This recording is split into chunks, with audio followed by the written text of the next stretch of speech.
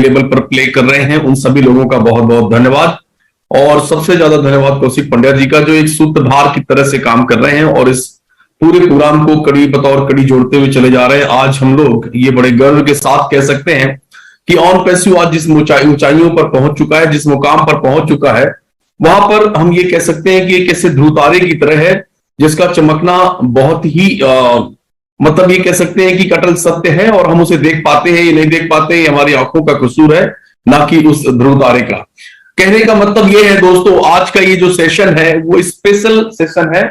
और I hope कि यहां पर हम लोग ऑन पैसिव के बारे में जो भी बातें करेंगे वो तो करेंगे ही करेंगे, क्योंकि कुछ यहां पर शेयरिंग भी होने वाली है, टेक्निकल शेयरिंग होगी वो। और ऑन पैसिव अब एक और ऐसे दौर में पहुंच चुका है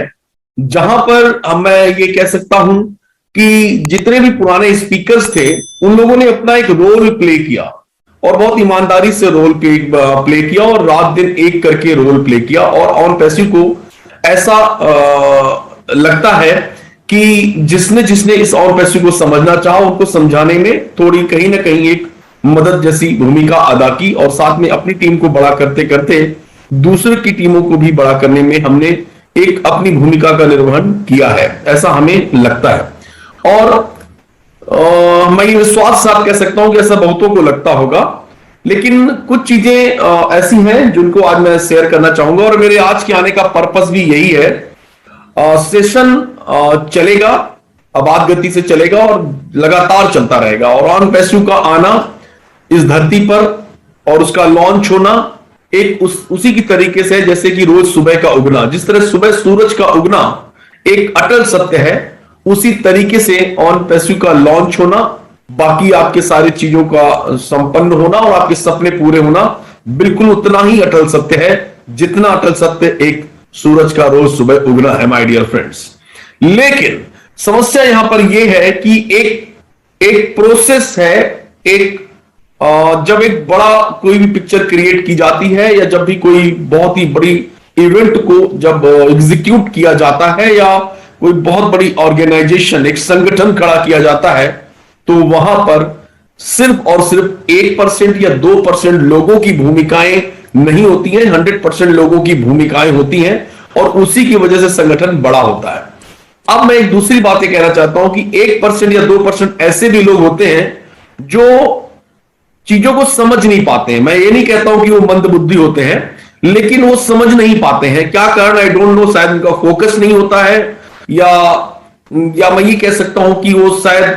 थोड़ा ज्यादा बेचैन किस्म के लोग हैं, जिनको शायद समझ में नहीं आ रहा है और वो बहुत सारी बातें कर रहे हैं। मैं उनको ये कहना चाहता हूं, जीवन शुद्ध रूप से एक साहस की तरह होता है, और जितनी जल्दी हम उसे पहचानेंगे उतनी जल्दी ही हम जीवन जीने की जीवन जीने की उस कला को अच्छे ढंग से सीख सकेंगे। हम में से बहुत सारे लोग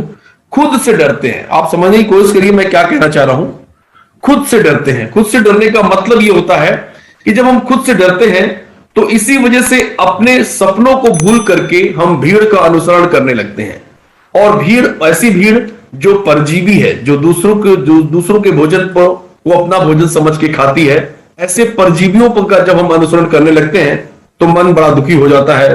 और सबसे बड़ी बात यह है कि आप अपने सपने भी भूलने लग जाते हैं। मैंने एक नेतृत्व कोच के रूप में, एक लीडरशिप कोच के रूप में जिन जिन महान सफल लोगों के साथ काम किया है आज तक, मेरे जितने भी कोच रहे हैं, जिन लीडरों के साथ मैंने काम किया है, जिन साथियों के साथ मैंने काम किया है, उनमें से एक भी ऐसा नहीं है जिन्होंने अपने प्रतिस्पर्धी से ज्यादा या अपने सहयोगी से ज्यादा बेहतर काम करके ना दिखाया हो। यहां जितने भी लीडर बैठे हुए हैं मैं उनको सैल्यूट करता हूं, क्योंकि उन्होंने हमेशा अपने से, अपने साथियों से और अपने लीडर से ज्यादा बेहतर काम करने की हमेशा कोशिश की है, और यही कारण है कि आज ऑन पैसिव एक प्रकाश पुंज बनकर बैठा हुआ है, एक लाइट हाउस बनकर बैठा हुआ है। हर दिन आशाओं की एक नई खिड़की खोल देता है। ये आप पर निर्भर करता है कि आप उसे कैसे लेते हैं, किस तरह लेते हैं, और आप किसी लेने के तरीके पे आपका भविष्य निर्भर करता है। आप सबसे बड़ी बात जो मैंने अपने कोच से या अपने जो सीनियर लीडर्स हैं उनसे सीखी है, डिलन सर से सीखी है, जस्सी भाई हैं, बहुत सारे लोगों से हम लोग लगातार सीखते रहते हैं, और हमें यह सिखाया गया है, और हम इस बात को स्ट्रांगली मानते भी हैं कि जब आप और आपका संगठन बड़ा होता है, ज्यादा सफल होता है,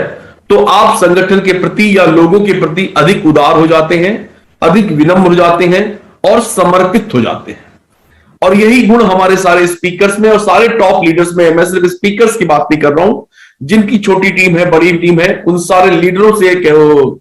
लीडरों के बारे में ये कह रहा हूं कि वो लोग जानते हैं कि ऑन पैसिव कितना बड़ा हो गया है, इसलिए वो अधिक विनम्र है और अधिक समर्पित है अपने पर्पस को लेकर के, और अपनी लाइफ को 100% सरेंडर भी किया हुआ है। लेकिन हमारी विनम्रता को और हमारे समर्पण को अगर कोई अलग ढंग से लेता है, अलग ढंग से उल्लेखित करता है, या चंद रुपयों के खातिर अपने चैनल को चलाने के लिए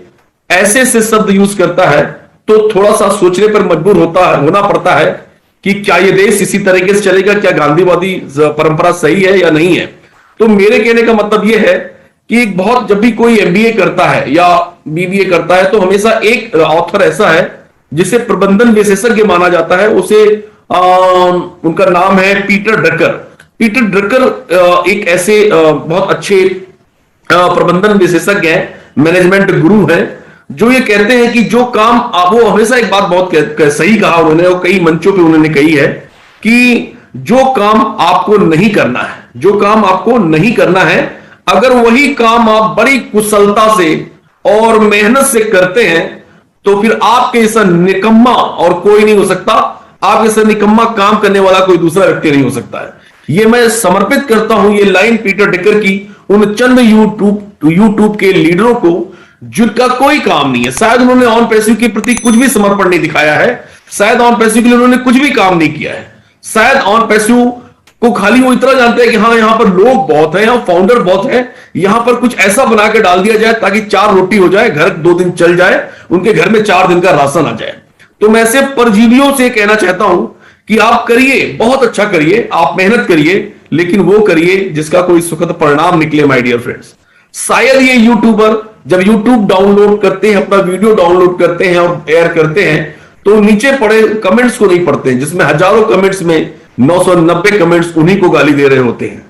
कुछ चीजें तो ऐसी हुई हैं, जैसे शुरुआत में जब मैं और दिनेश कोटियन हम लोग सेमिनार लिया करते थे, वेबिनार लिया करते थे, लगातार बैक टू बैक 2 वेबिनार एक दिन में हुआ करते थे, तब से लेकर आज तक हम लोग कंटिन्यूस बात कर रहे हैं और काम कर रहे हैं। ऐसे लोगों को और हमारे जैसे लोगों को कुछ लोग बहुत ही गंदी भाषा में कोट करते हैं और ये कहते हैं कि मतलब बहुत ही, मैं वो भाषा का यहां पर उपयोग नहीं कर सकता हूं, और वो दिनेश कोटियन भी दुखी होकर मुझे फोन करते हैं कि यार ऐसा ऐसा हो रहा है, ये है वो है। तो मेरे कहने का मतलब है, आपका प्रदर्शन या आपका जो भी अपोज करने का तरीका है, वो एक ऐसा होना चाहिए जिससे आप एक हिंदुस्तानी दिखें। मैं जानता हूं कि ये लोकतंत्र है, और लोकतंत्र में आपको हर चीज का विरोध करने का मूल रूप से आपका मौलिक अधिकार भी है और हक भी है, लेकिन रखने की परंपरा भी यहां पर साधु संतों की रही है। सनातन धर्म में एक पद्धति रही है जिसके तहत हम लोग अपनी भाषाओं को, विवाद जो डिबेट होती है वो समाज का एक हिस्सा है और हमेशा होती रहेगी, मेरा ऐसा मानना है। लेकिन आप अपने बारे में राय रखें, मेरे बारे में राय रखें, हमारे सारे स्पीकरों के बारे में राय रखें, लेकिन राय रखते समय ये मत भूलें कि आप किस परिवार से हैं, आपके माँ बाप ने आपको क्या कल्चर दिया है। अपने कल्चर का प्रदर्शन करें माय डियर फ्रेंड्स। और अगर यही आपका कल्चर है तो मुझे बड़ा दुख है कि आपको गलत परवरिश मिली है, शायद आपकी परवरिश में कहीं ना कोई खोट रह गया है माय डियर